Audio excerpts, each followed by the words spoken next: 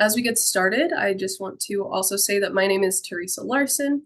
I am a researcher for the Transforming Communities Institute, which is one of the partner organizations that make these sessions happen. Our partner is the USU Social Work Department. If you have any questions about the continuing education itself, I am the person to ask. You can reach out to me either via the chat or my email, which is teresa.larson@usu.edu. So you don't need to ask Vonda, our presenter today, any of those questions. I'm the person to come to if you have a question about continuing ed. But I will start by providing the USU land acknowledgement, and that is, as a land grant institution, Utah State University campuses and centers reside and operate on the territories of the 8 tribes of Utah, who have been living, working, and residing on this land from time immemorial. These tribes are the Confederated Tribes of the Goshute Indians, Navajo Nation, Ute Indian Tribe, Northwestern Band of Shoshone, Paiute Indian Tribe of Utah, San Juan Southern Paiute, Skull Valley Band of Goshute, and White Mesa Band of the Ute Mountain Ute. We acknowledge these lands carry the stories of these nations and their struggles for survival and identity. We recognize elders, past and present, as peoples who have cared for and continue to care for the land. In offering this land acknowledgement, we affirm Indigenous self-governance history, experiences, and resiliency of the Native people who are still here today. If you are going to be getting continuing education, just as a reminder up at the top, it is required that you stay for the duration of the presentation. We do check how long people are engaged with the actual session, and then also to complete the evaluation, which will be provided at the end of today's event. If you also want to just double check that your Zoom name matches whatever name would be on your continuing education, so that we can ensure that it matches when you take your evaluation. We will also send a follow-up email with all the information discussed today, including some announcements that I'll give at the end and how to complete your evaluation. I will now introduce our presenter, who is Dr. Vonda Jump Norman. Vonda is an associate professor of social work at Utah State University, but based in Brigham City. Vonda's area of expertise is trauma, early parent-child relationships, and other aspects of vulnerable families. She has worked on many projects and interventions regarding trauma, including the Trauma Resilience Project at the Family Place in Logan, the Resilience Through Caring Connections Collaborative, and also as a member of the Utah Coalition for Protecting Childhood. Her experience in this arena is a very valuable part of the social work team as a social work faculty member, but also for the communities around the state. And so we thank her for being here, and we're excited to hear from her today. And the time is now yours, Vonda, to teach us some really great things.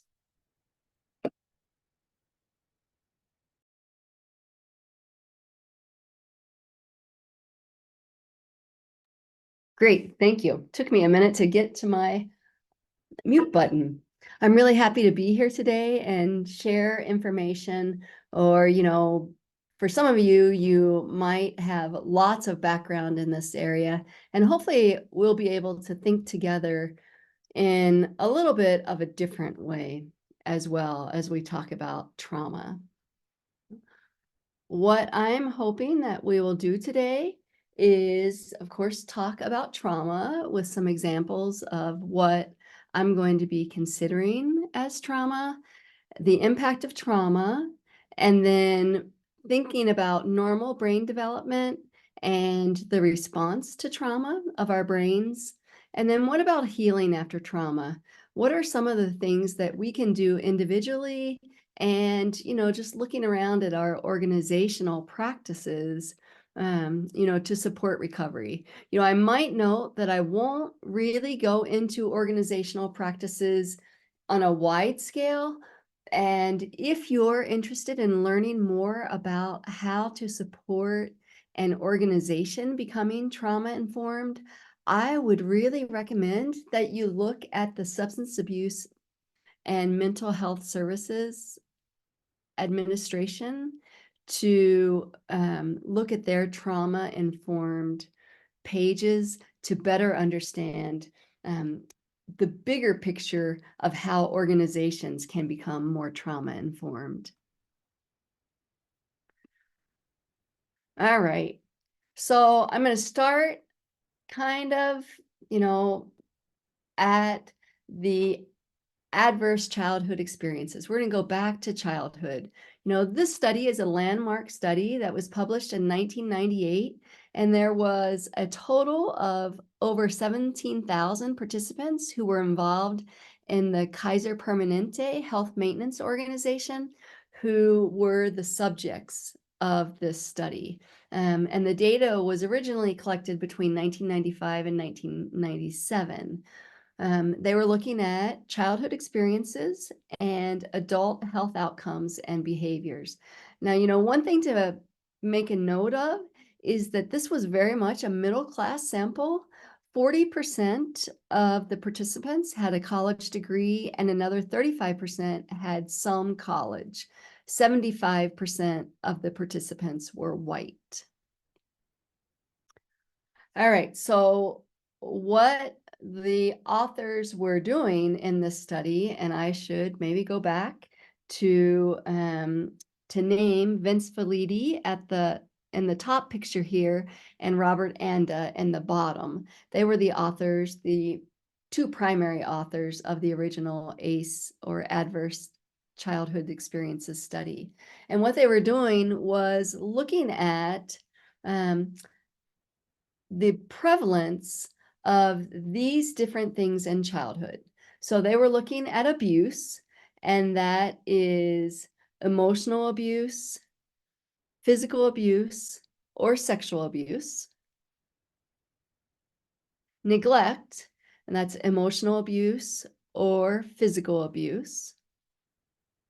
And then household dysfunction, looking at parent separation or divorce, having domestic violence in the home, substance abuse in the home, having a person who was depressed or had some sort of mental illness, or somebody who attempted suicide in the home. And the last thing that they were looking at was whether or not a household member went to prison.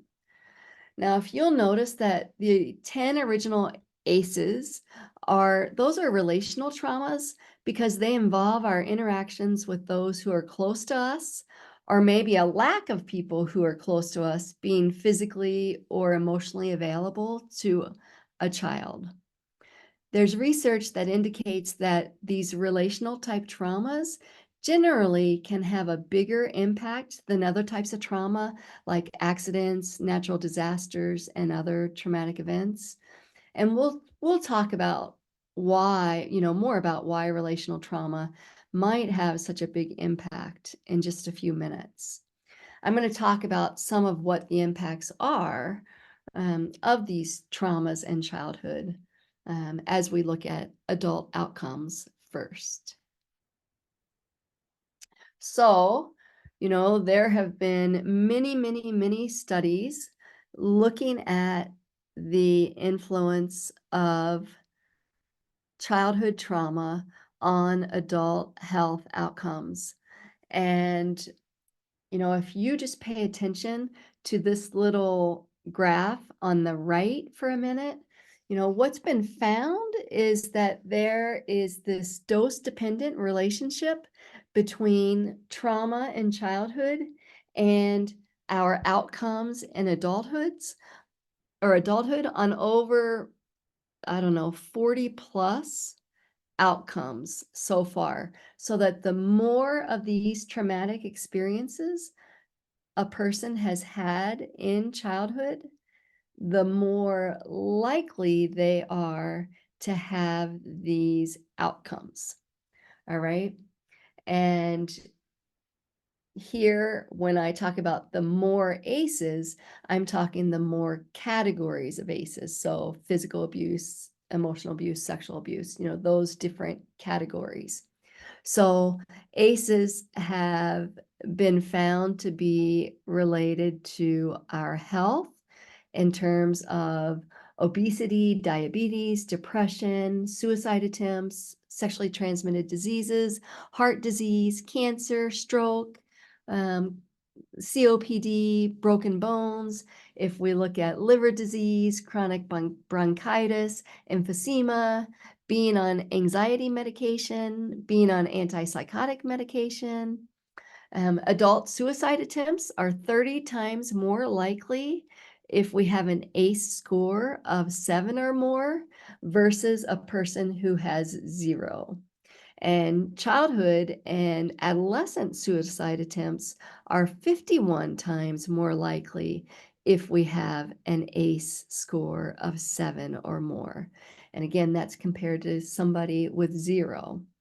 Then if we look at health behaviors, we see this relationship with smoking, drinking, using drugs, and a male child with an ACE score of 6 is 46 times more likely to become an IV drug user later in life.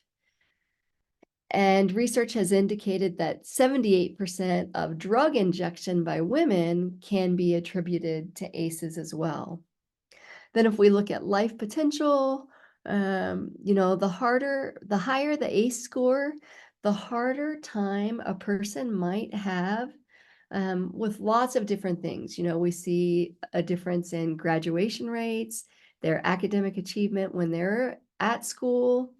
Um, if we look at missing 2 or more days of work a month, we see that same dose-dependent relationship, that people with higher ACEs are much more likely to miss 2 or more days of work. And then the same relationship exists for serious financial problems, job problems, not really kind of getting along at work. And the more ACEs a person has when they are a child, the higher the risk they are of becoming a victim of domestic violence. That's the case for both women and men, and, you know, it's not only related to becoming a victim of domestic violence, but also becoming a perpetrator for both women and men. The higher the ACE score, the more likely they are, or the higher the likelihood of this happening. And also rape. And when these associations are there that, there's a higher prevalence, notice that never do we see all people who've experienced lots of traumas experiencing these outcomes. There's not this perfect relationship or even close to perfect relationship. So I just want to be clear that that I'm not saying that if you've experienced lots of ACEs, you're going to experience these things. Absolutely not. Just there's a higher likelihood. All right, as we look at ACEs and economic and housing instability, kids who are living below the federal poverty line are 5 times more likely to experience 4 or more ACEs. Now, if we compare, in the original ACE study, 12.5% of participants experienced 4 or more ACEs. And these results from Neil Halfon and his colleagues indicate that around 62.5% of those living below the federal poverty line might experience 4 or more ACEs. Now, many people have heard that poverty can be a risk factor for ACEs. And if you think about the stress in the home, the lack of lots of material goods, that can kind of make sense.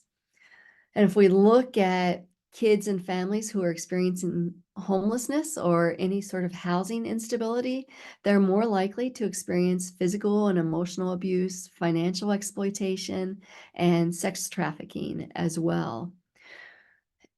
And this is an interesting study from 2016, the South Carolina Behavioral Risk Factor Surveillance Study. What they had almost 7,500 subjects, and of those, 215 reported that they experienced moments of homelessness in their own childhoods. For those people who experienced homelessness, 68% of them reported experiencing 4 or more ACEs. Whereas if we look at the rest of that pool of people, so what, 7,200, 16% of them experienced 4 or more ACEs. So that poverty and housing and economic insecurity can lead to lots of trauma for a person. I don't know if you guys have heard of the pair of ACEs. This was a graphic that was created by Dr. Wendy Ellis at George Washington University. And, you know, this pair of ACEs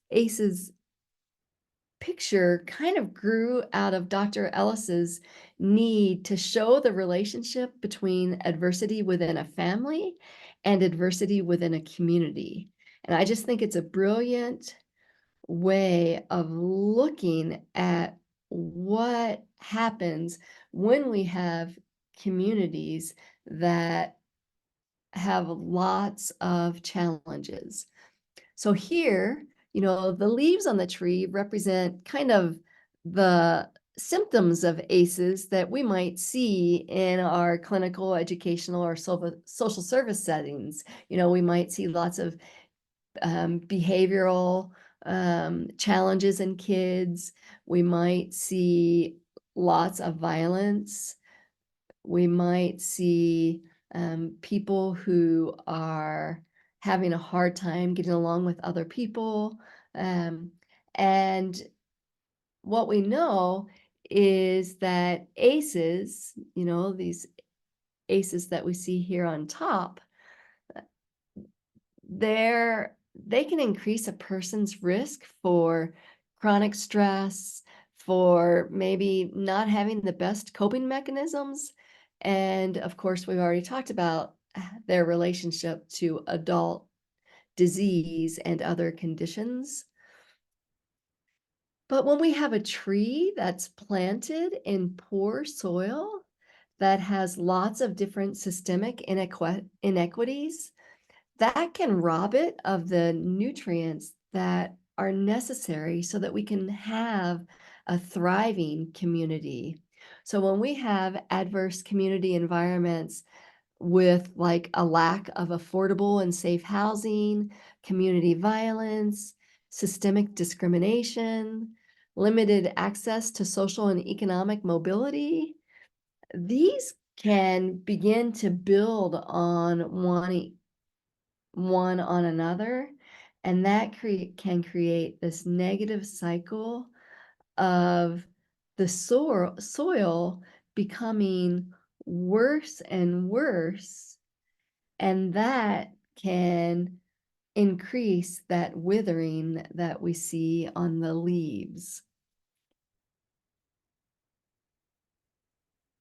So how do we get to these outcomes? Do you know, I'm going to focus on the individual level ACEs, not the community level ACEs, but I want us to keep those community level ACEs in the back of our mind because, you know, what's happening at the community level can really impact what's happening at the individual level, as well as Dr. Ellis illustrated so well in the pair of ACEs tree. So I'd like to take us back for just a minute to think about how babies' brains develop. They develop through their interactions with their caregivers. And, you guys might think, why are we talking about babies when we're talking about trauma here? What I'd like us to think about is, kind of how our normal development occurs. And, for babies, you know, their interactions and their relationships with the caregivers in their lives are critical. Basically, a baby's brain structure is fully developed at birth, but the wiring is just ramping up like crazy. And the more sensitive, appropriate, and responsive interactions that parents have with their babies, the better their baby's brains are going to be developing. Babies' brains, if we think about their sensory systems, they finish developing in the last trimester. And so when they're born, they're ready for lots of talking, singing, holding, gazing, massaging, lots of close physical contact, and paying attention to the baby so that we can see whether they're ready for interaction or not. If they need a break, because we always want to respond based on what babies need at that moment. And, in those early times, those early weeks and months, there's a lot of trying to figure out what's wrong when babies cry and how should we be responding. The other thing that's important to know is that babies are wired. They come when they are born, wired for social interactions, and there's nothing that they like to look at more than their caregivers' faces. When we hold our babies close and we look at them as we talk to them, they see us, hear us, smell us, and feel us. You know, and so we're stimulating their senses through our interaction with them. When that happens, we're creating so much activity in their brains. The neurons for these senses are all located in different parts of the brain. But when they fire at the same time, they often will begin to wire together so that when one of them becomes stimulated, the others want to as well. And in the first few years of life, more than 1 million connections can form between our neurons in the brain per second. That's a ton of activity. And that's exactly what those first few years are for.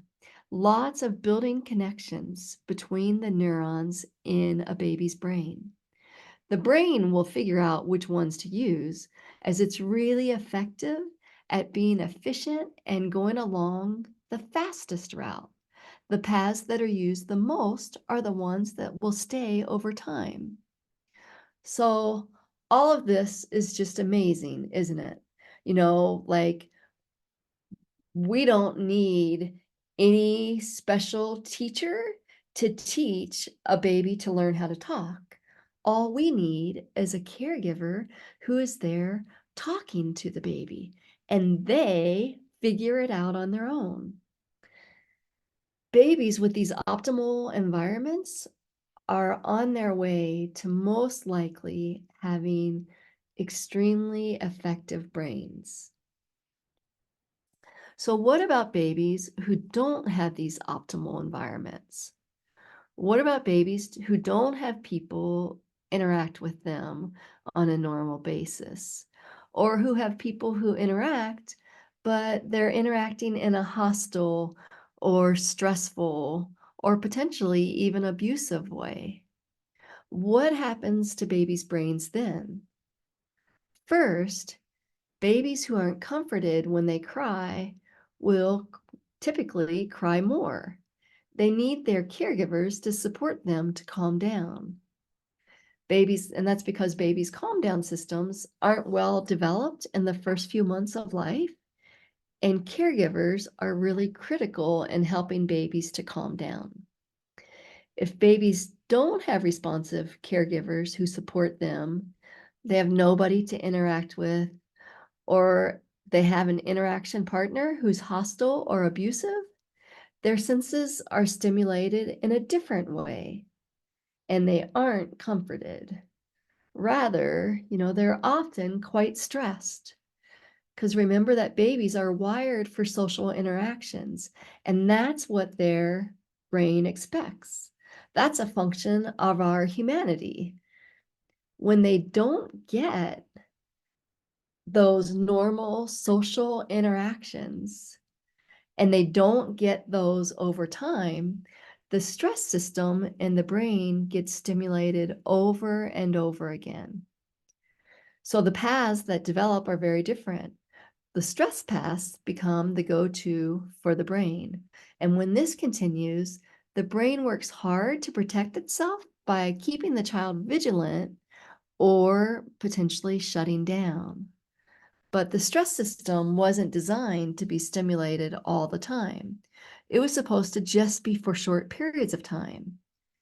And when it's stimulated, it turns off other areas of the brain that we need to be effective in our interactions.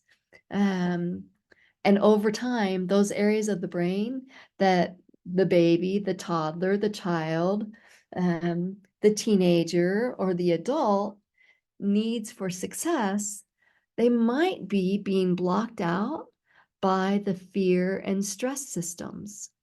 We see behaviors that don't make sense for a lot of people, and they think, what's wrong with this person?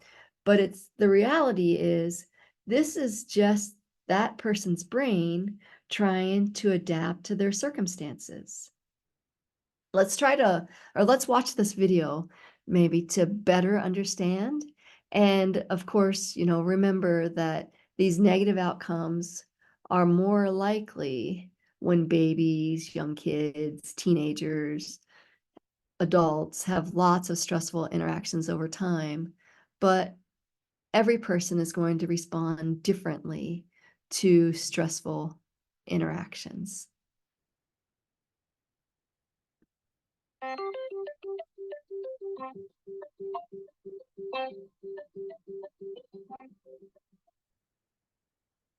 Learning to deal with stress is an important part of healthy development. When experiencing stress, the stress response system is activated. The body and brain go on alert. There's an adrenaline rush, increased heart rate, and an increase in stress hormone levels. When the stress is relieved after a short time, or a young child receives support from caring adults, the stress response winds down and the body quickly returns to normal. In severe situations, such as ongoing abuse and neglect, where there is no caring adult to act as a buffer against the stress response stays activated. Even when there is no apparent physical harm, the extended absence of response from adults can activate the stress response system. Constant activation of the stress response overloads developing systems, with serious lifelong consequences for the child. This is known as toxic stress. Over time, this results in a stress response system set permanently on high alert. In the areas of the brain dedicated to learning and reasoning, the neural connections that comprise brain architecture are weaker and fewer in number. Science shows that the prolonged activation of stress hormones in early childhood can actually reduce neural connections in these important areas of the brain at just the time when they should be growing new ones. Toxic stress can be avoided if we ensure that the environments in which children grow and develop are nurturing, stable, and engaging.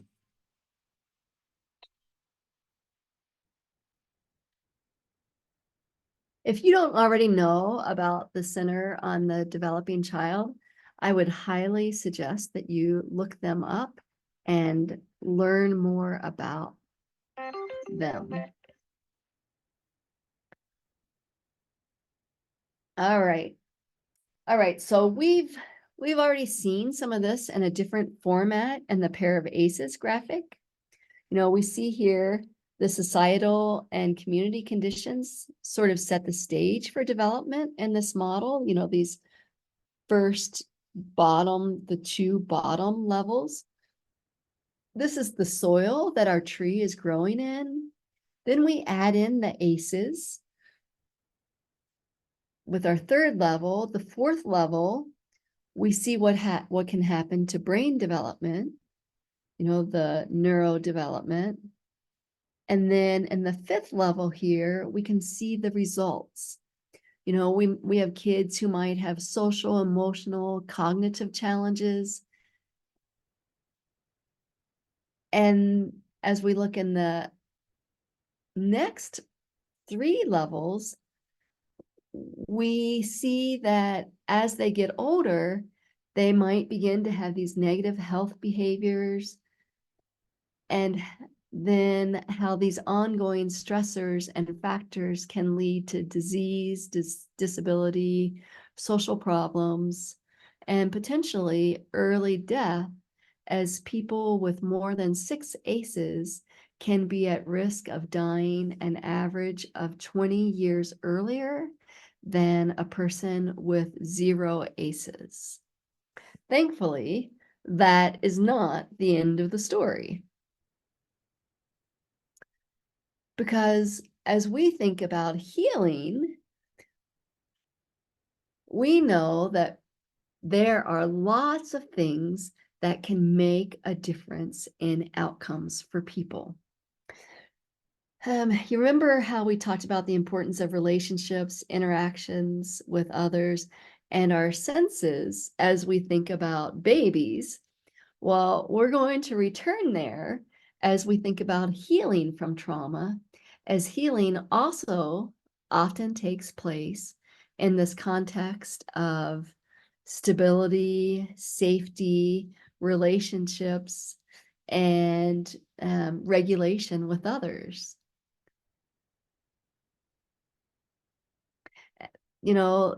This supporting and teaching emotion regulation, this is why you and how you are with others, your use of self is so important. All right, so we'll think about first creating a safe environment.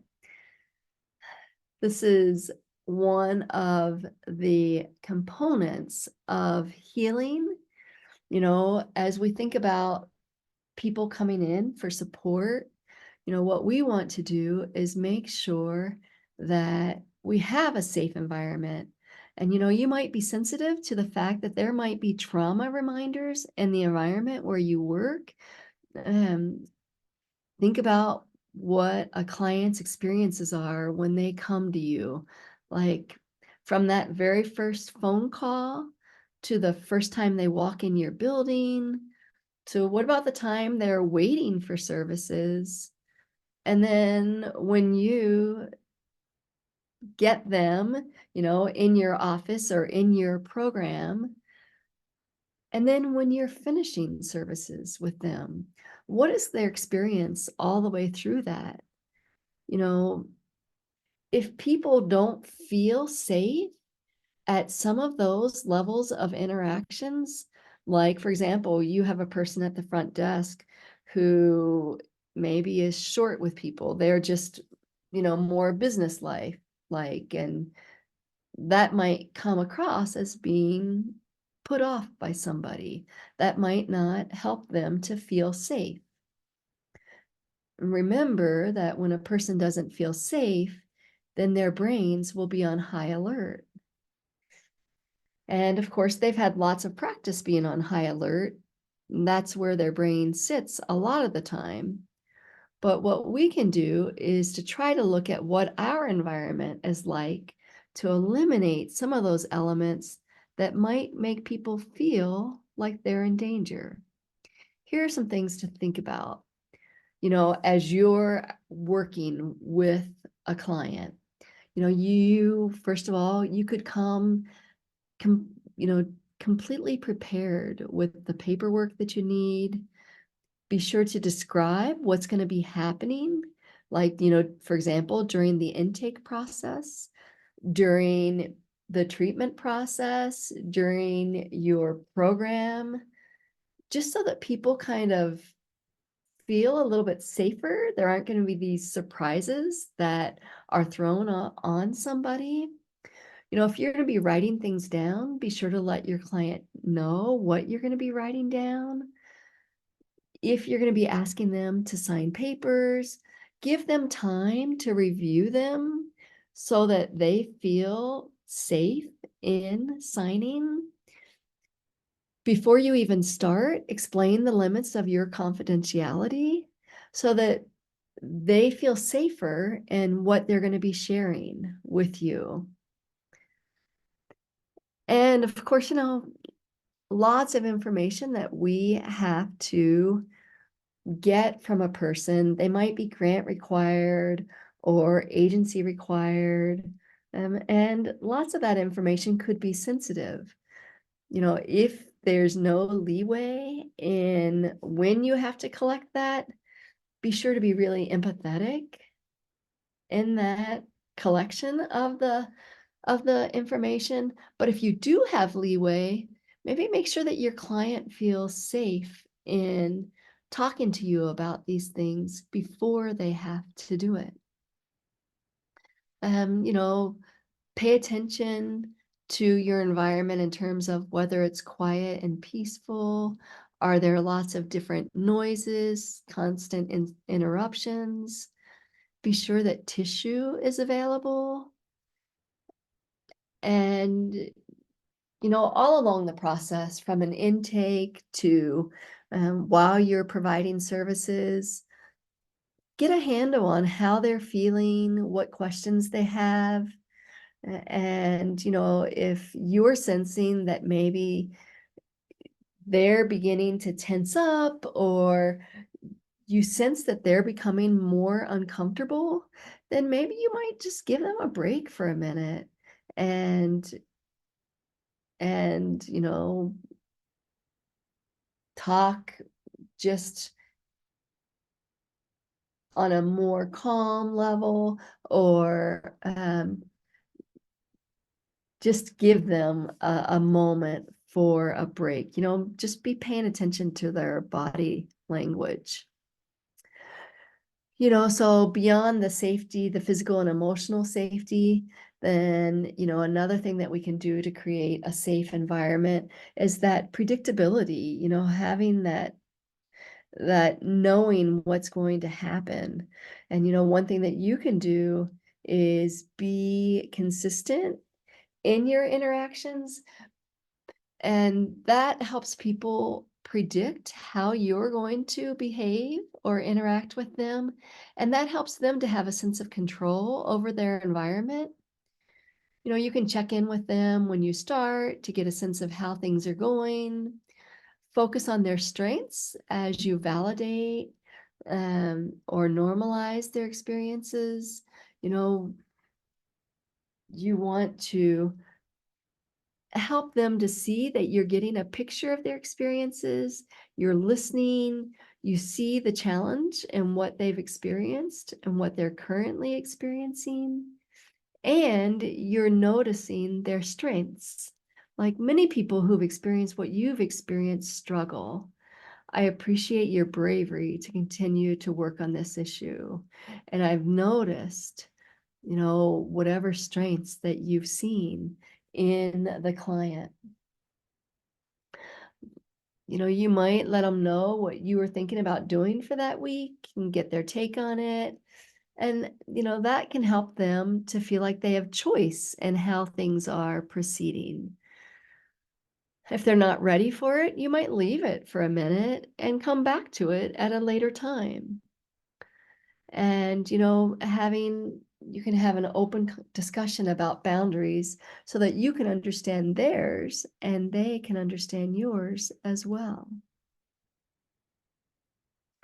Now, as we think about the second component of healing, one of the biggest predictors of resilience after trauma is having social support, being connected to other people. And that's true for kids, it's true for adults. Now, as we think back to kids, Remember that babies are born ready for social relationships and interactions. And having those positive social interactions from birth is how their brains develop the most optimally. Those positive interactions with consistent and responsive caregivers build really strong brains. But some people have had many experiences where they've learned that they can't trust others. If they take time, like if you take time to build a trusting relationship with a client who's had lots of different traumatic events in their background, you know, I guess you have to realize that it can really take a lot of time to help their brains begin to relax, because their brains are working hard to keep them safe, and letting you in might actually compromise that safety. So you might need to allow some time to develop that relationship where they feel safer with you. But there are things that you can do, normalizing their feelings, you talking in a calm way, reassuring them that, you'll follow their lead, you'll go at their pace.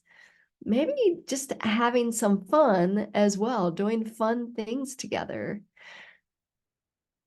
That can all pay really great dividends down the road.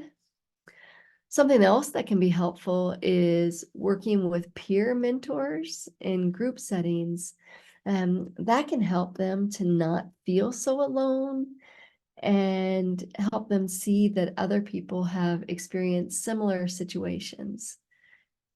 And, we can see the resilience of others who have gotten through some of those situations as well.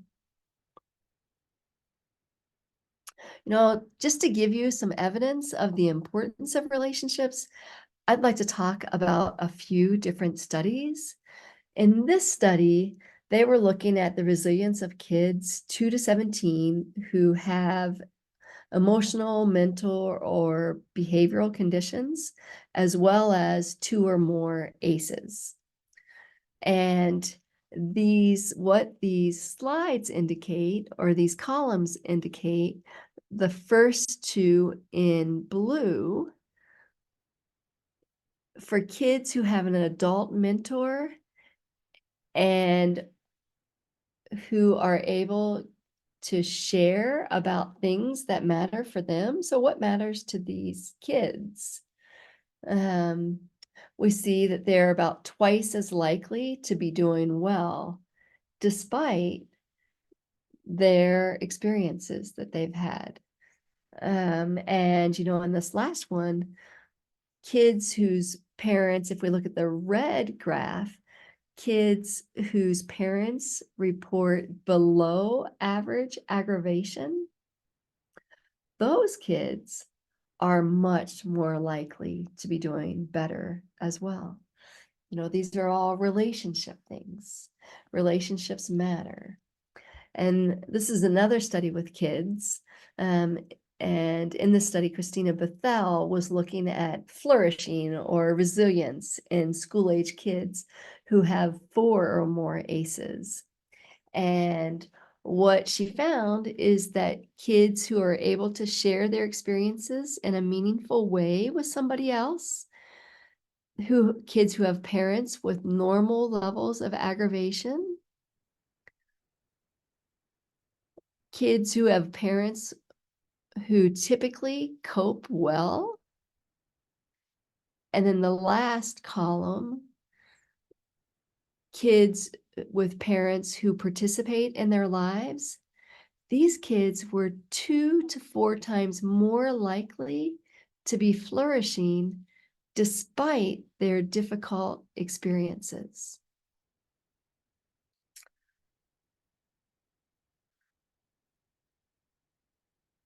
All right. Now here, relationships really are part of the road to resilience, and taking the time that a person needs, you taking the time to develop a relationship based on what that person needs can really be critical. And here, I'm going to talk about another study in just a minute,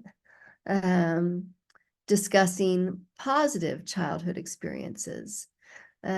Here, what we see is that when Christina Bethel developed these 7 positive childhood experiences, she wanted to look at the extent to which people had experienced these things in their childhoods. So, how able to talk to their family about feelings are they?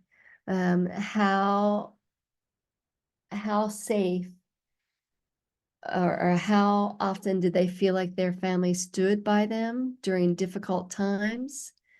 How often did they feel safe and protected by an adult in their home? And how often did they have at least 2 adults who were not their parents who were really interested in them? How often did they feel supported by their friends? How often did they feel a sense of belonging in high school? And how often did they participate in community or faith-based traditions? All right, so remember these things as we begin to talk about the next. Wanda, this is Jen. Can I ask you a question? Yes, So for sure. that term positive childhood experiences was new to me just now, because I feel like on the ACEs study, don't they call these same things protective factors? Or is there a difference between those terms? Well, here's the thing, protective factors are also there might be additional protective factors, like a protective factor might be having had well child checkups throughout your childhood. Another one might be having gone to preschool, a high quality preschool. That can be a protective factor. And so this right here, these positive childhood experiences, this was part of a survey that Christina Bethel developed. And, in her conceptualization, she was really thinking about, there's so much focus on ACEs. What about the positive things that happen in childhood as well? And she really wanted to see, do positive childhood events make a difference in our outcomes as well? Gotcha. Okay, thank you. Yeah. I know it's a very tiny, weird little thing, but it made me think of those protective factors. So thanks. Yeah. Well, I appreciate you asking. Okay, so now let's look at the influence of positive childhood experiences. So this was a study of young adults who were taking the Behavioral Risk Factor Surveillance System study in Wisconsin. It included over 8,000 young adults, and participants were asked about ACEs as well as positive childhood experiences. And this slide, what we're seeing is their ability to get social support when they needed it. So this was, on their survey, they answered either usually or always get social and emotional support when I need it. And if we look across all levels of ACEs, so all the way across, people who had 6 or 7 positive childhood experiences, that gray column all the way across, they were quite a bit more likely to be able to get the social support they needed. Now, if you look at that last gray column, that is for people who had 4 to 8 traumatic experiences of emotional, physical, sexual abuse, physical, emotional neglect, or some type of household dysfunction. So those are the 10 things that we're thinking about. And in their study, they experienced 4 to 8 of them.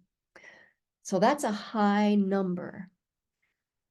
We see that people who had 6 or 7 positive childhood experiences, even when they had 4 to 8 ACEs, they were just as likely to be able to get the needed social and emotional support that could help them through a difficult situation. All right. Now, if you look at the blue columns, those who endorsed 0 to 2 of those positive childhood experiences, they were always the least likely to get the social and emotional support that they needed. It's kind of striking to think about. All right, now here, if we look at relationships and depression or poor mental health, this slide is from that same study I just mentioned with adults. And what we see here is that positive relationships really make a difference in a person's experience of depression or poor mental health. And here we see that, for those with 0 ACEs, that first set of 3 columns, they have few issues with depression or mental health challenges, regardless of the number of positive childhood experiences they had. But as we begin to look at people with 1, 2, or 3 ACEs, that second and third set of columns in this graph, people with 0 to 2 positive childhood experiences are about twice as likely to experience depression than those with more positive childhood experiences.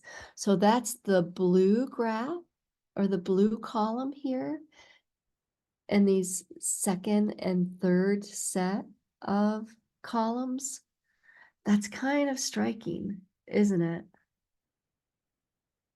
For me, I always have to sit with that for just a minute.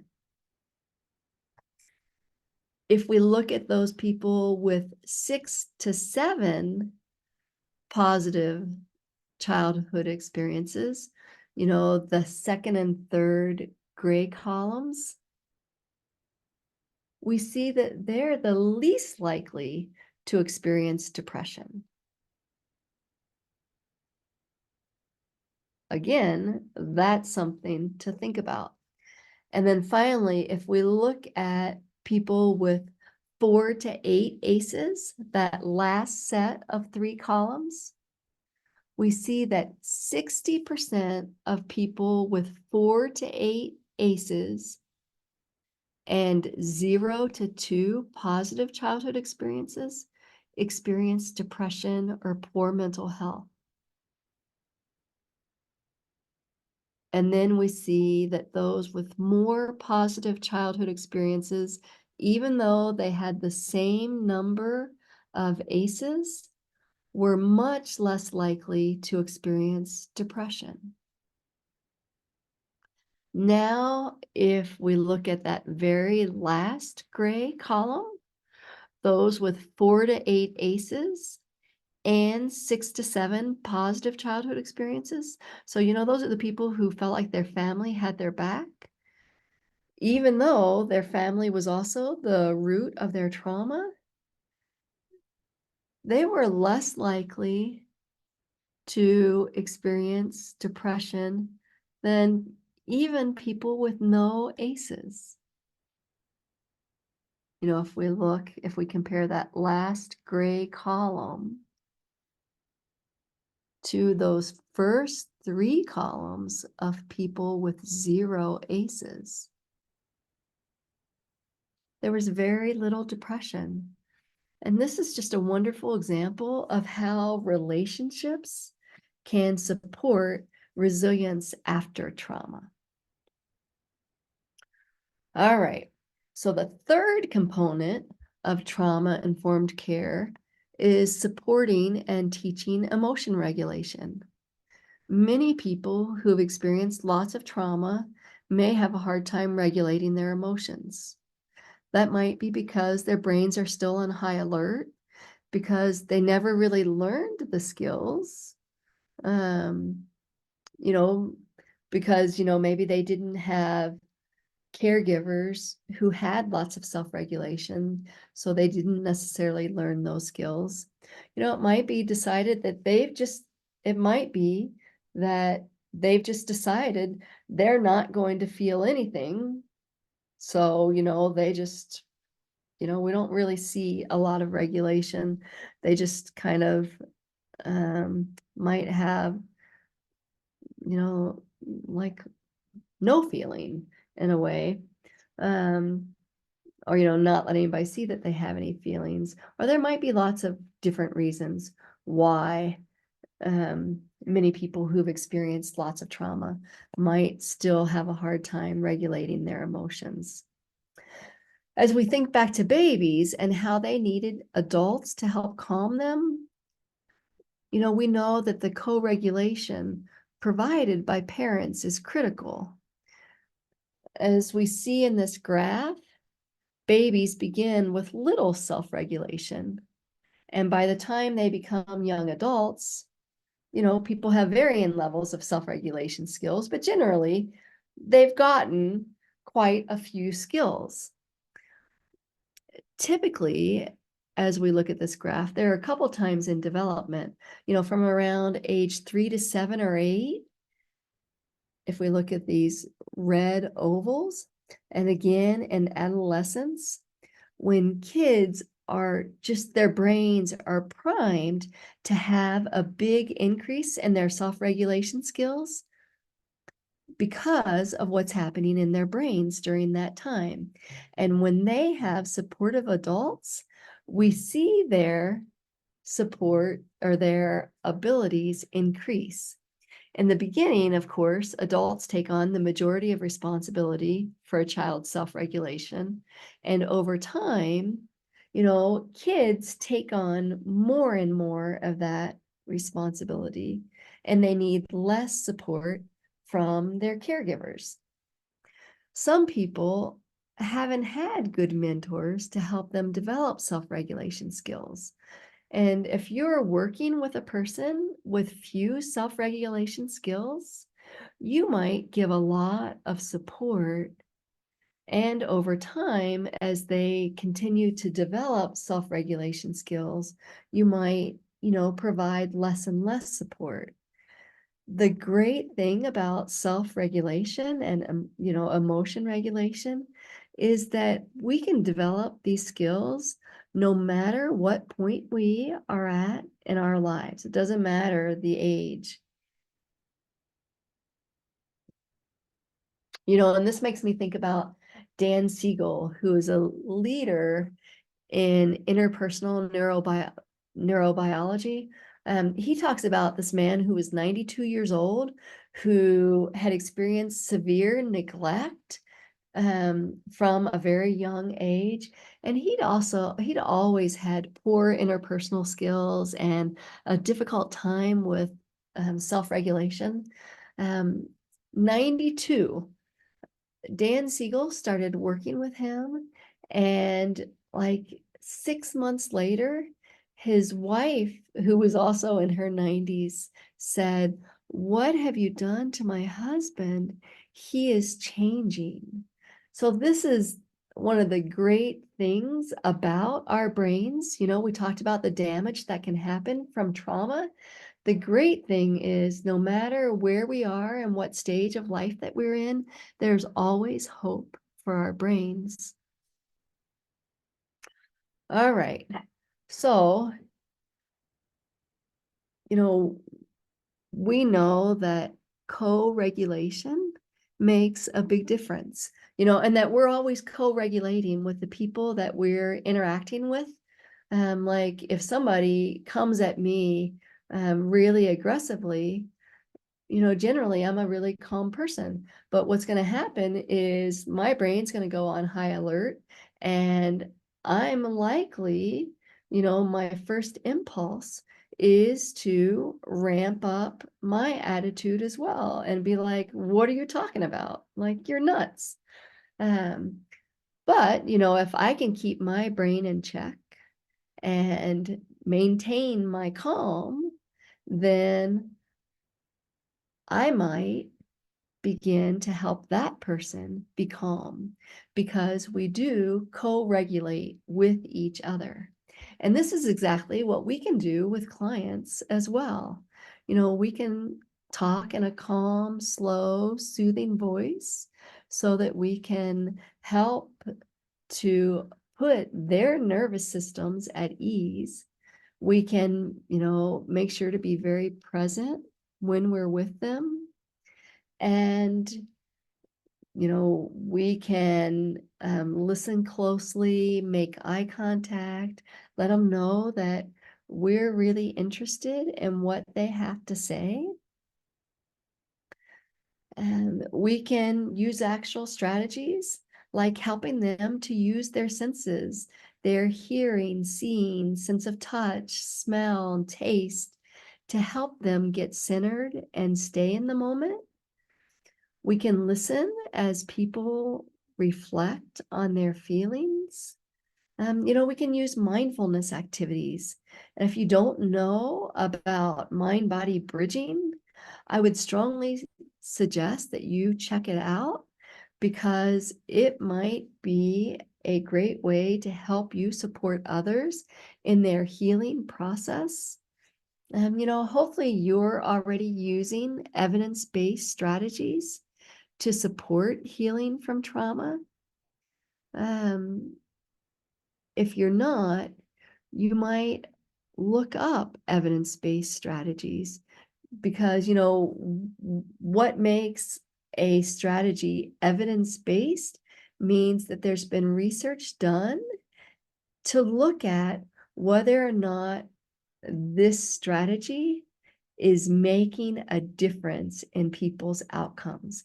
Is it helping people to resolve the trauma that they've experienced? So we might be feeling like there's a lot that's happening, but, you know, if we don't also use practices that have been shown to reduce trauma symptoms in people and increase healing after trauma and well-being after trauma, resilience after trauma, then we, you know, we're going to have a much higher likelihood of success as well.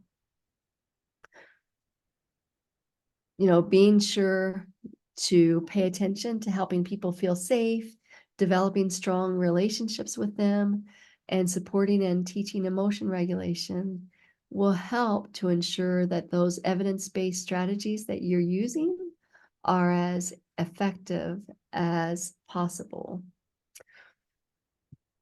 All right. So that is what I have for you. What I'd like to do now is open it up to conversation and examples or questions, issues you might have with what I've been talking about today.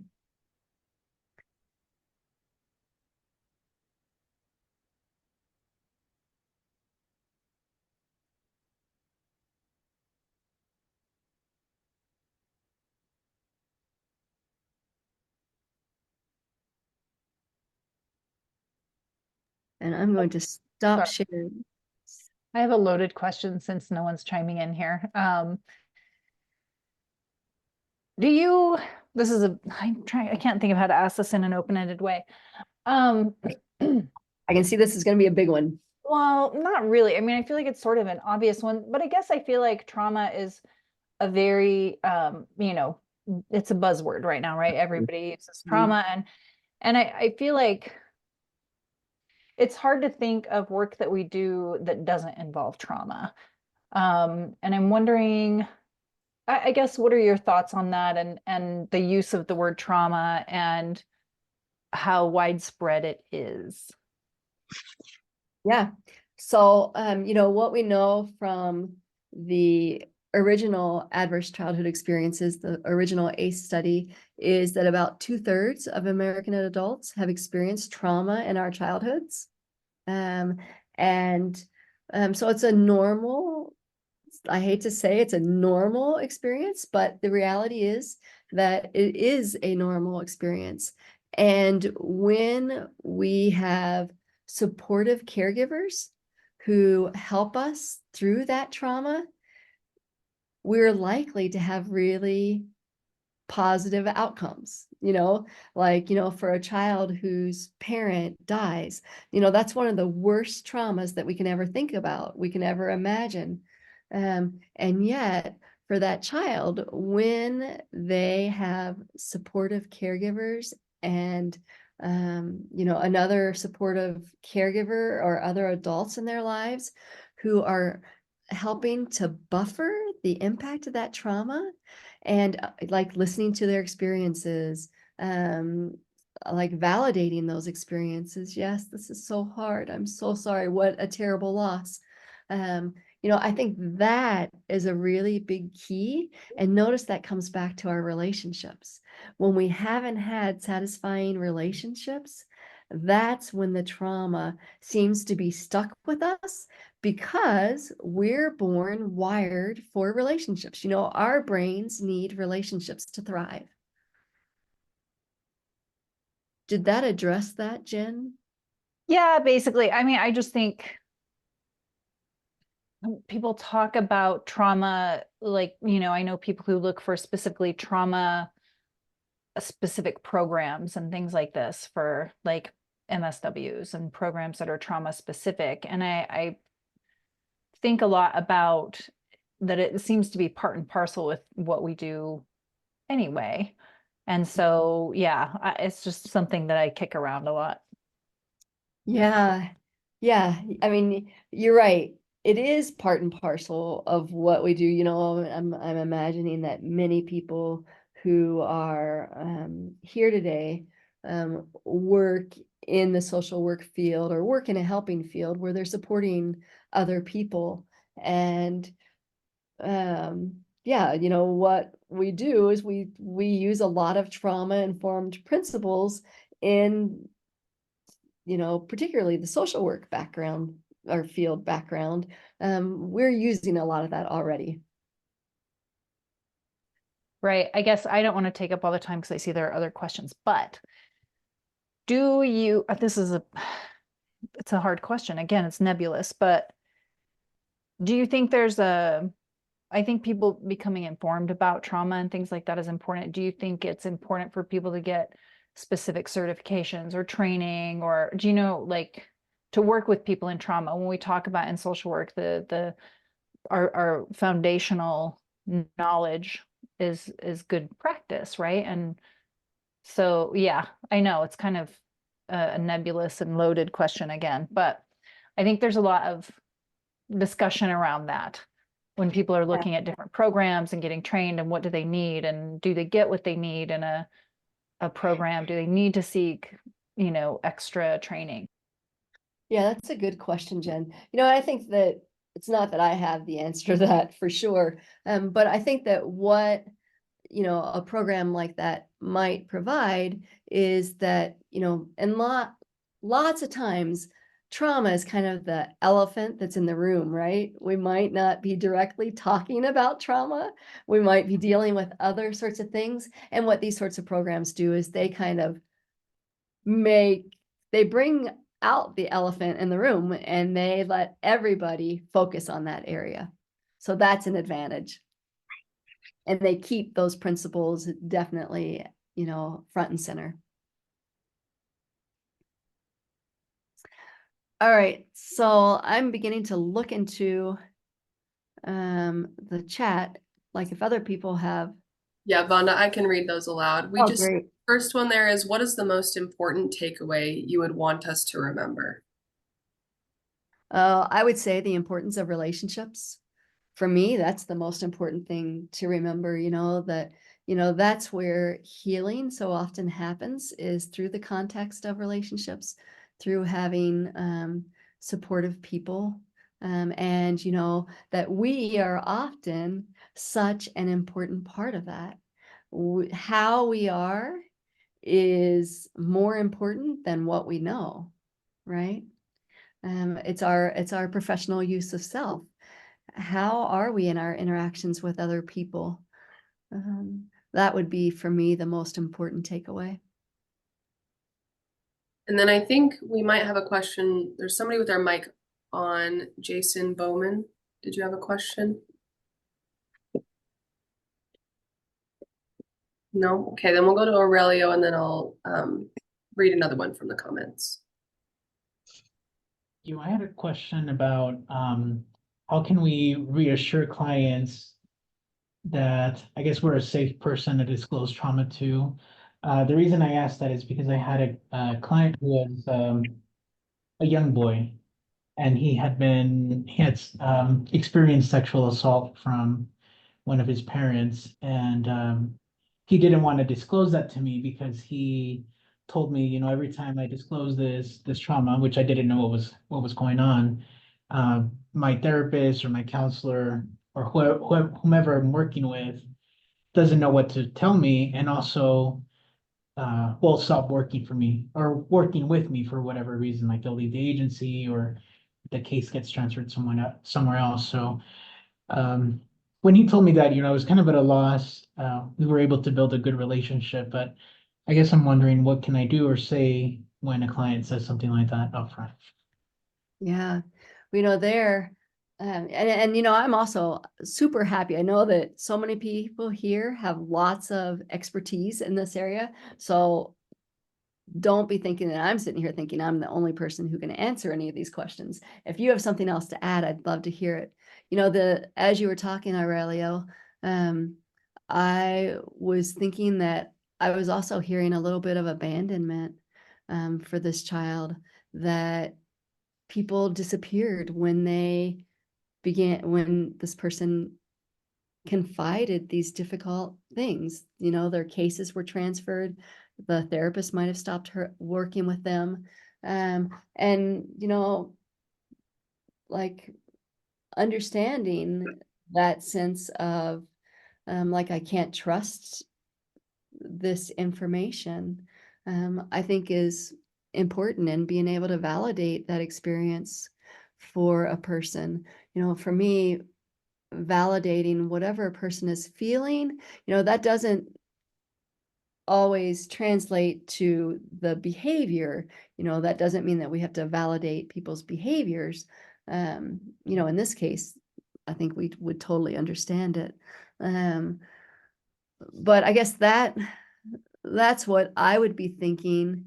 And there's a book called The Language of Flowers that I find really powerful as I think about people who have experienced abandonment, or people who have been in the foster care system, and their experiences, that lack of ability to be able to count on somebody to be there. And I always keep that in the back of my mind whenever I think about people who are having a hard time trusting. And the other thing I would say, Aurelio, which is great to hear from you, by the way, is that I'm not a clinician, so clinicians might have additional things to add.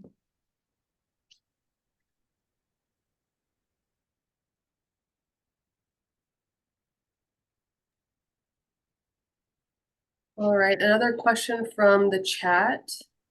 Can you speak on DTD versus CPTSD versus attachment trauma specifically with adults?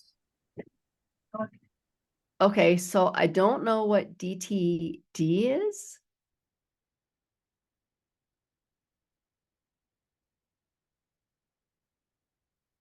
Todd, if you don't mind helping me understand, or somebody else, if you know. They just put in developmental trauma disorder. Thank you. Versus, I guess that's complex PTSD versus a attachment trauma, specifically with adults. Again, I'm not a clinician, and so I'm wondering if those are DSM categories. I do know a little bit about developmental trauma, and I do know a little bit complex about complex PTSD and attachment trauma. I personally would hypothesize that they're all very related. But if you're thinking about being able to diagnose, I'm super sorry that I can't respond to that. Somebody else on here, if you're an expert in that area, I'd love to hear your expertise.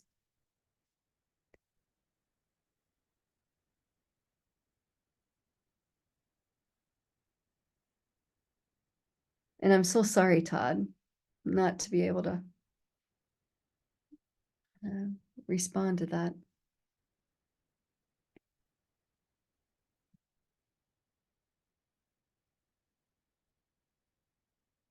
Any other questions, or is there something different on that, Todd, that you'd like me to talk about?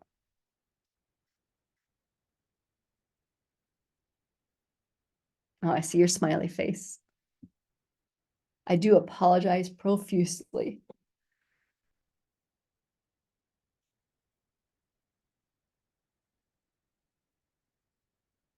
All right, it seems like maybe there aren't other questions, but I did say the book was The Language of Flowers. And just a really powerful and very quick read. I basically couldn't put it down.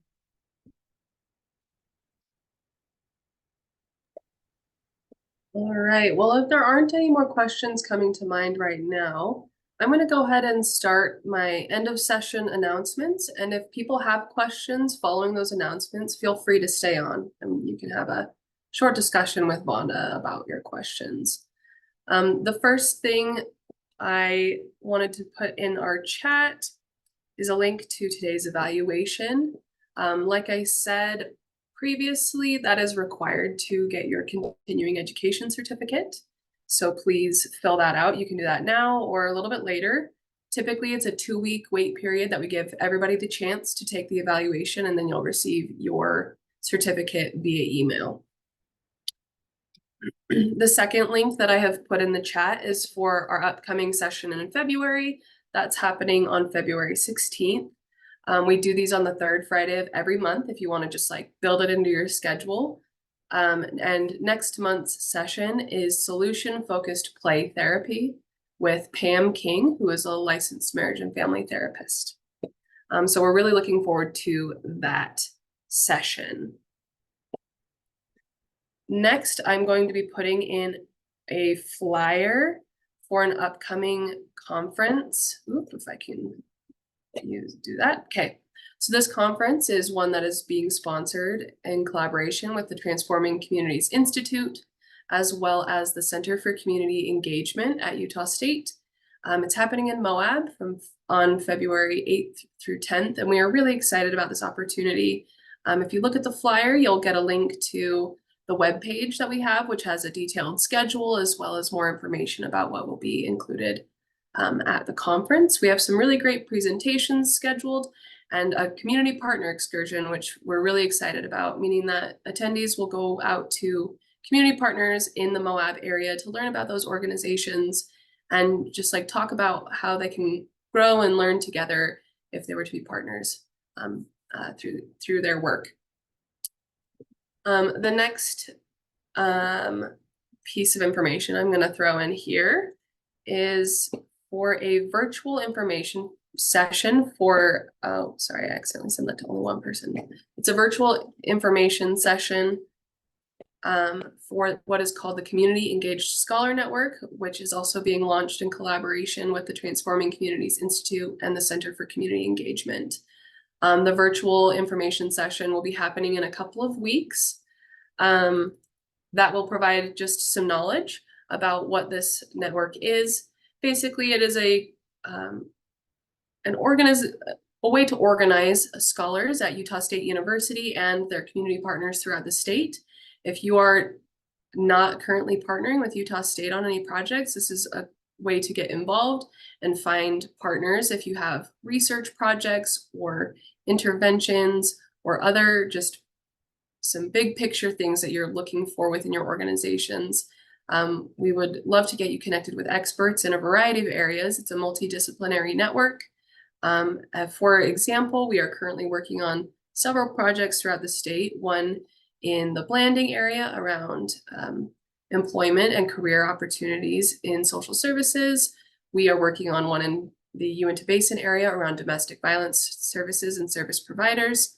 In the Box Elder area, working on LGBTQ plus youth and services available to them. And then there's just several in the works constantly that we are always excited to help our communities thrive. If you are interested in that, you can check out that flyer.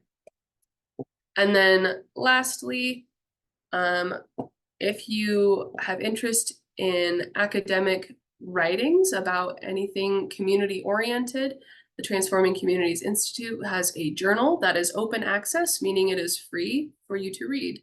I believe we're still completing our first full issue, but if you have any academic work that you would like to submit to the journal, they do take submissions from community partners as well as academics and non-academics. And if you have further questions, there's information in that flyer that I just put in the chat. All right. I know I just put a lot of information out there for you, but the last thing I want to share, I'm going to share my screen. If you are interested in staying up to date on when these events happen, you can follow the Transforming Communities Institute on social media or USU Social Work. We collaborate with the social work department on a regular basis to provide these. The Transforming Communities Institute also has a YouTube channel where all of these sessions are put. You typically have them up and edited within 2 weeks. So check out there for all of our backlog. We don't offer continuing education for watching the recording, but if it's something you want to have the knowledge, it's a great place to find it. But I think that's the last of my announcements. I thank you all for coming. And again, if you have more questions for Vonda, feel free to stay on for a minute and we can get those answered. But otherwise, we appreciate you coming and we'll hopefully see you next time.